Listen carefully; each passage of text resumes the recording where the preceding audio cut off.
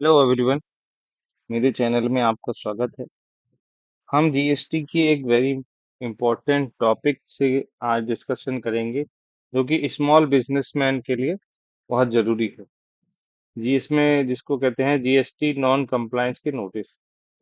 आपने देखा होगा कि जीएसटी अथॉरिटीज ने कुछ नोटिसेस उन बिजनेसेस को देने चालू कर दिए हैं जो कि fail to comply with registration norms, मतलब जिन्होंने रजिस्ट्रेशन नहीं लिया है। तो इस केस में अगर आप ऐसे बिजनेस ओनर हैं जो रजिस्ट्रेशन नहीं लिए हैं और पेमेंट्स ले रहे हैं, तो आपके लिए ये वीडियो क्रूशियल है। तो सबसे पहले तो हम एक केस डिस्कस कर लेते हैं। कर्नाटका का एक केस है। इसमें लिखा है सब्जी बेचने वाले दुकानदार को 29 लाख का जीएसटी का नोटिस मिला। अब यूपीआई आने से हमारी लाइफ बहुत आसान हो चुकी है। हम कोई भी बड़ा या छोटा पेमेंट यूपीआई के थ्रू कर देते हैं। 2 सेकंड के अंतराल पे ही हमें तुरंत से पेमेंट हो जाता है। लेकिन कई इस चीज की समस्या जो पेमेंट रिसीव कर रहा है उसको आती है। हमारी इकोनॉमी में ज्यादातर जो इकोनॉमी चलती है वो कैश इकोनॉमी कहलाती है। ज्यादातर पेमेंट्स पहले कैश में लिए जाते थे और उसको अपने हिसाब से टर्नओवर या इनकम टैक्स में या फिर जो वेट में दिखाया जाता था। लेकिन यूपीआई आने के बाद क्या हो गया है कि जो ज्यादातर पेमेंट जो है बैंक में आने लगे। इसका मतलब वो वाइट में आ गए हैं ट्रांजेक्शन्स और एक नंबर के ट्रांजेक्शन हो गए हैं। अब अगर एक नंबर का ट्रांजेक्शन आ गया है तो उस पे टैक्स तो बनेगा ही। लेकिन हमें आदत नहीं है उसको टैक्स के अंदर कंसिडर करने की। तो इसने क्या किया, शंकर गौड़ा जो है, शंकर गौड़ा 4 साल से स्कूल के पास सब्जियों की दुकान लगाते थे। उन्होंने क्या किया कि यूपीआई आने के बाद डिजिटल पेमेंट जो है लेने चालू कर दिए। इसके कारण क्या हुआ कि 4 साल में ही वो 1.63 करोड़ रुपए का डिजिटल ट्रांजैक्शन उनके खातों में रिकॉर्ड हो चुका था, जिसके आधार पर उन्हें 29 लाख रुपए का जीएसटी देना था। अब जी शंकर गौड़ा को जैसे ही नोटिस देखते हैं चौंक जाते हैं। वो तो कहते हैं मुझे पता ही नहीं था कि इतना बड़ा नोटिस आ जाएगा। उन्होंने कहा हर साल आयकर का रिटर्न भरते हैं, सभी लेन देन का रिकॉर्ड भी है। ले, लेकिन 29 लाख रुपए चुकाने के लिए उनके पास पैसा नहीं है। हुआ क्या, इन्होंने बैंक में पेमेंट लिया और उसको इनकम टैक्स में दिखा भी दिया कि भाई मेरा इतना टर्नओवर था। लेकिन अब क्या करते हैं कि हमको जीएसटी और इनकम टैक्स दोनों में जो टर्नओवर होता है वो रिकनसाइल्ड होना चाहिए। मान लीजिए आपने इनकम टैक्स में दिखा दिया कि मेरा टर्नओवर था 50 लाख का और मेरी इनकम इस पे प्रॉफिट बना 8% दिखाया 4 लाख रुपए। तो मेरी 4 लाख की इनकम हुई, लेकिन जीएसटी में आपने टर्नओवर नहीं दिखाया कि भाई जीरो है। तो फिर आपका मिसमैच हो जाएगा, रिकनसाइल टर्नओवर नहीं रहेगा, तो आपको नोटिस आने की संभावना बनी रहती है। और इन महानुभाव ने भी यही किया। कह रहे हैं आईटीआर तो मैं भरता था, टैक्स भी दे देता था, लेकिन जीएसटी तो भूल ही गए।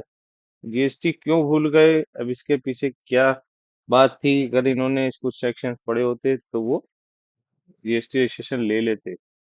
अब क्या सेक्शन है, सेक्शन 22 आता है सीजीएसटी एक्ट 2017 का। इसमें कहता है कि किस व्यक्ति को रजिस्ट्रेशन लेना है। हर सप्लायर जो कि टैक्सेबल सप्लाई ऑफ गुड्स और सर्विस कर रहा है। क्या मतलब taxable supply of goods of service दे रहा है? अगर वो सिर्फ एग्जाम सर्विस दे की सप्लाई दे रहा है तो इस डेफिनेशन में कवर नहीं हो रहा है। अगर वो taxable supply of goods service दे रहा है और उसका टर्नओवर टर्नओवर जो है फाइनेंशियल ईयर में एग्रीगेट टर्नओवर 20 लाख रुपए, ये पुरानी लिमिट है। अब हो गई है 40 लाख रुपए। अगर 40 लाख रुपए एक साल में ये टर्नओवर इससे ज्यादा हो जाता है तो उसको रजिस्ट्रेशन लेना कंपलसरी है। तो उन भाई साहब का जो टर्नओवर था 1.63 करोड़ रुपए था। अगर उन्होंने सेक्शन पढ़ा होता तो वो 40 लाख पार होते ही रजिस्ट्रेशन करा लेते। और जैसे ही रजिस्ट्रेशन कराना होता है उसके बाद उनको जो भी उनकी टर्नओवर हो रहा है उस पे जीएसटी जमा करना पड़ेगा, आउटवर्ड लायबिलिटी क्लियर करनी पड़ेगी। अब क्या किया इन्होंने,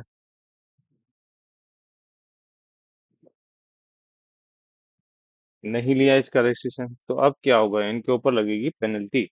पेनल्टी किस सेक्शन के अंदर कहती है कि भाई इनको पेनल्टी लगेगी, तो यहाँ पे आ रहे हैं 122 सेक्शन के अंदर इनको पेनल्टी लगती है। 122 सेक्शन जो है उसका सबसेक्शन 1, उसका क्लॉज जो है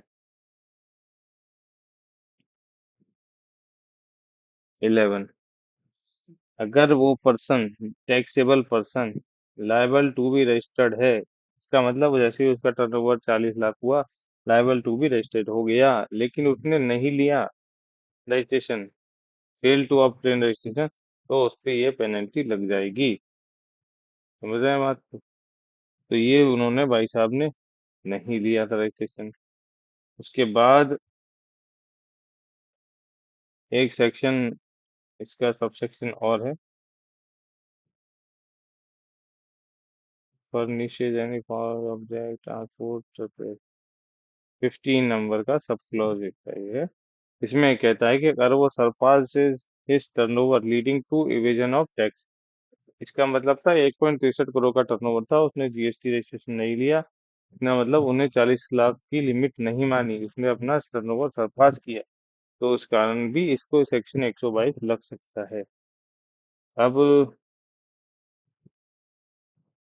ये सेक्शन के अंदर फॉल करता है इसकी डिफॉल्ट, इसका मतलब उसने डिफॉल्ट कर दिया, तो ये सेक्शन के अंदर उसको पेनल्टी लगेगी।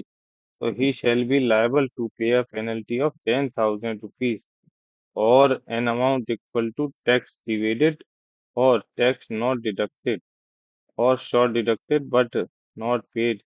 इसका मतलब 10 लाख की 10,000 रुपए की पेनल्टी तो लगनी ही लगनी है इससे, अगर इन भाई साहब ने जीएसटी का ये छोटा सा प्रोविजन पड़ा होता तो इनको ये दिक्कत नहीं आती।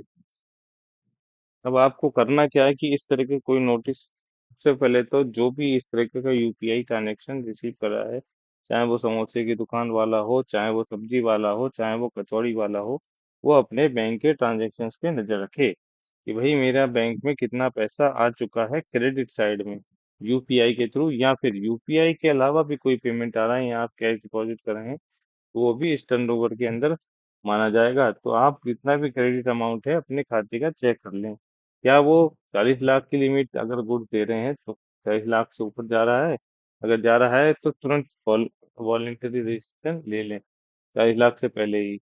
और अगर 20 लाख रुपए सर्विस के केस में है तो 20 लाख रुपए से ऊपर जा रहा है तो आप तुरंत जो है रजिस्ट्रेशन ले लें सर्विस के केस में। अब हमें क्या करना है, मान लो हमने नहीं लिया, शंकर गौड़ा जी के जैसे हमारी स्थिति हो गई, तो हमें करना क्या है? तो हमें सबसे पहले तो अपने बैंक स्टेटमेंट प्रिंट कर लेने हैं कि जिससे हमें क्लियर हो सके कितना क्रेडिट पेमेंट हुआ है। ठीक है। और हम क्रॉस वेरीफाई कर देंगे कि हमारा बिजनेस जो जीएसटी रजिस्ट्रेशन की थ्रेशोल्ड लिमिट है उसे क्रॉस तो नहीं कर रहा है। ठीक है। तो अब डाटा जो अपने सारे डेटा चेक कर लेंगे, जिससे कि इनकम टैक्स से, जीएसटी से, और जो हमारे पेमेंट गेटवे अगर हम यूज कर रहे हैं उसके, तो उसकी रिपोर्ट से मैच कर लेंगे कि कितना हमारे पास पेमेंट आया है। अब पैनिक, फिर उसके बाद पैनिक ना करें, नोटिस को केयरफुली करें। अगर नोटिस में कोई भी तरीके की प्रोसीड्यूरल दिक्कत है या फिर ड्राफ्टिंग में मिस्टेक है तो तुरंत उसको काउंटर करें। ठीक है। अगर आपने रजिस्ट्रेशन नहीं लिया है तो तुरंत अप्लाई कर दें, और किसी भी जीएसटी प्रैक्टिशनर या फिर चार्टर्ड अकाउंटेंट से कंसल्ट करके इस नोटिस का जवाब बनवाएं और रजिस्ट्रेशन भी अप्लाई कराएं, क्योंकि जीएसटी की compliance penalty is not just about avoiding penalties but also about running your business smoothly and legally. अगर आप जीएसटी कंप्लायंट रहेंगे तो आपका बिजनेस जो है चलता रहेगा, आपको कोई परेशानी नहीं आएगी। बाकी इस वीडियो को पूरा सुनने के लिए धन्यवाद, और इस वीडियो को लाइक कर दीजिएगा, शेयर कर दीजिएगा और चैनल को सब्सक्राइब कर दीजिएगा, ताकि मैं आपको और भी वीडियो ऐसी दे पाऊँ। अगर आपको किसी एक टॉपिक पे मुझे से जानकारी चाहिए तो आप उस टॉपिक को इस कमेंट सेक्शन में कमेंट कर दें, वही इस टॉपिक पे वीडियो बना दीजिए, तो मैं उसके पे वीडियो बनाने की कोशिश करूंगा। धन्यवाद।